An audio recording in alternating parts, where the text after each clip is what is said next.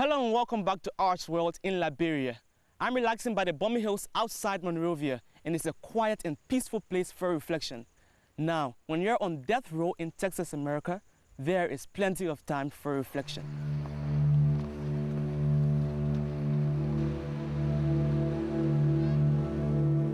I really like to knit. I like the sort of meditativeness in the knitting, and I like the concept of that you can make huge big things all consisting of just one thread.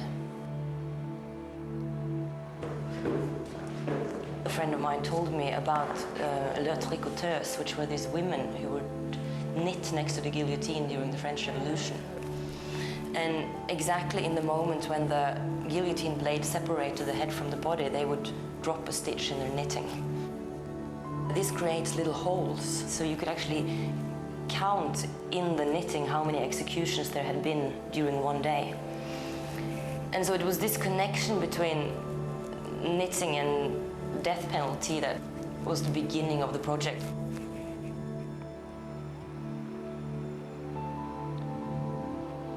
To begin with, I was just sort of thinking I had to get in touch with someone that was actually on death row, but I don't know why. But doing all the research of the conditions that these prisoners are living under, I understood that I wanted to knit the whole cell.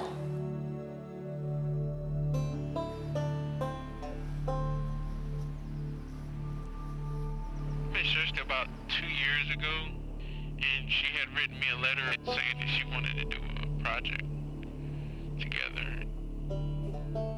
But when I got in here, I'm just like, oh, she's all pretty and everything, and I'm just like, not knowing what to do because I'm locked in this cage, and it's like, I'm trapped in here with desires and stuff like that, and passions, and I'm like, looking around, not really wanting to look at her, right?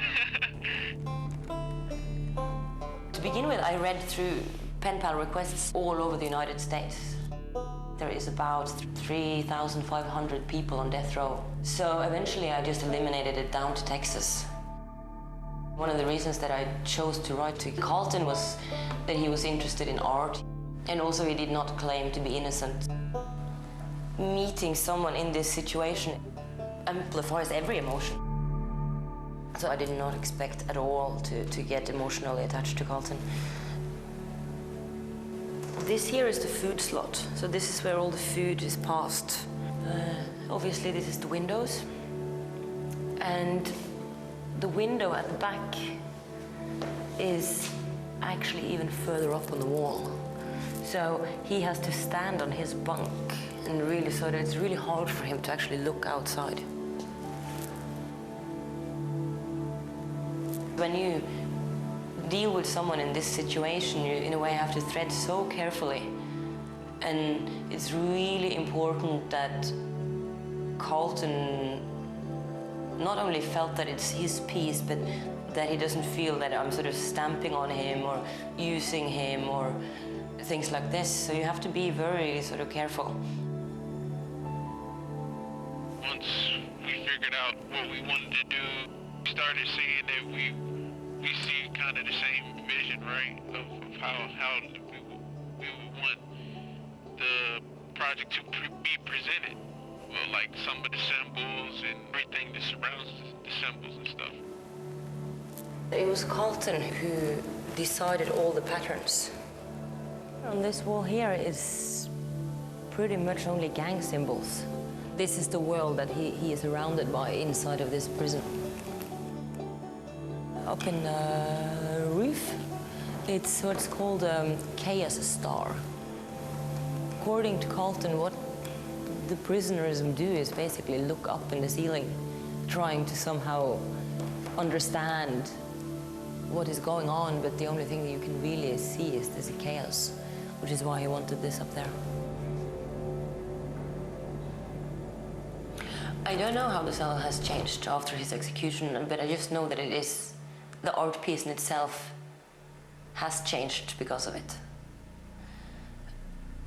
I know that when Carlton was alive, it somehow held a sort of hope to it. It was a more happy piece, if you can say it like this, whilst now it is far more dark because he is not there.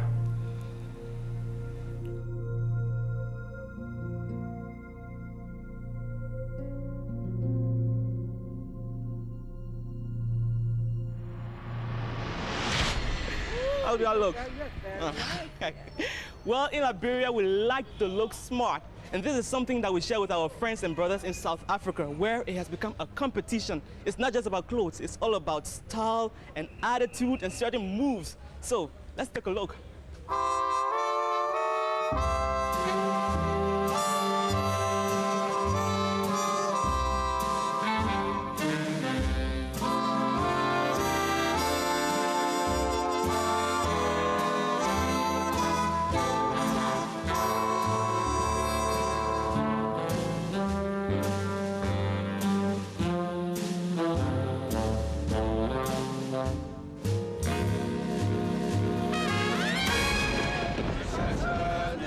Jeppy Men's Hostel, Johannesburg, Saturday night. The occasion, the weekly Scatameya singing contest. This is the style of a cappella singing made world famous by Ladysmith Black Mambazo.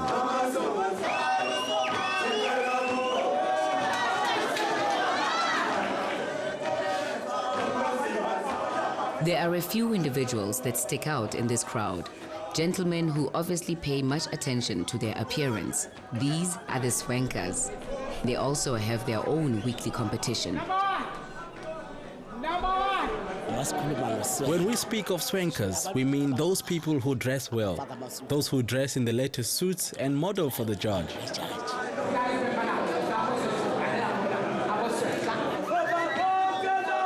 Swanking is regarded as very much part of Iscatameya culture. It all began in the 1950s in the rural areas when returning migrants would dress up in natty Western-style clothing and pose to impress the girls. It was then brought to Joburg. There may no longer be as many contestants as there were in those golden years of swanking, but those few that remain take it very seriously indeed. There's a gentleman from KwaZulu here. His name is Dingan. He's really the best.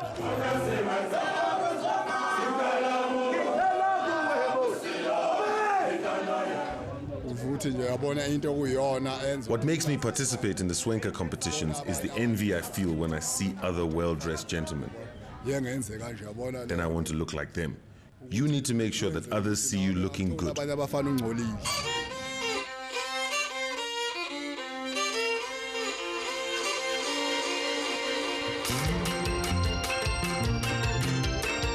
The term derives from the English word swank, which means to show off or boast.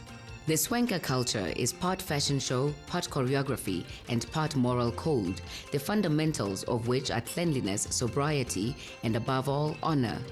These principles generate self-respect in men who in their daily lives may often do menial work. Don't be deceived when you see me like this. If you were to find me at work, you would not know me. You would look for me and not find me. I would see you, but you would not see me. As a human being, you have to be clean so that you're presentable.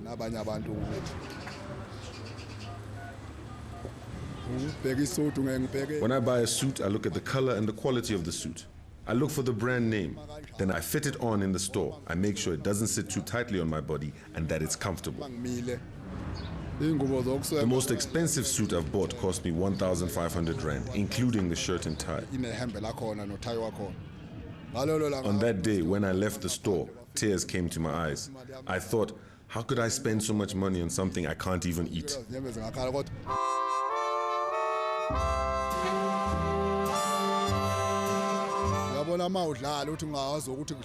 When you compete and win, you should come back the following week to give the other guys a chance to win their money back, so that they don't say you win and then you run away.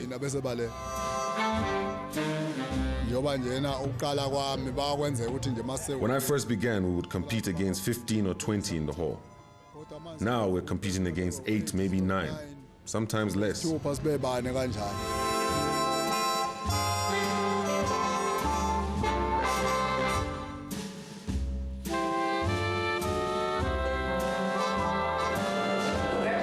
The prizes are drawn from a pool of money submitted by the competitors themselves. So these days, with competitions being sometimes between only 5 or 6 swankers, there is never much in the pot. Number 4, Simon Koza. 3, You have to be a good sport. If you win some money, you must bring it back into the pool, just like a floating trophy. Tonight, Dingaan hasn't done as well as he might have hoped. In 3rd place, he may only just get his money back. But as Dingaan says, winning is not really about the money. For him, the most important thing is to keep on swanking.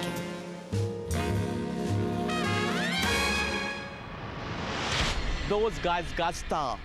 Well, that's it for me, Mahmoud Johnson, here in Liberia. And thank you for watching Artsworld. Now remember, you must take care of yourself, as we Liberians say, take care of yourself. Goodbye.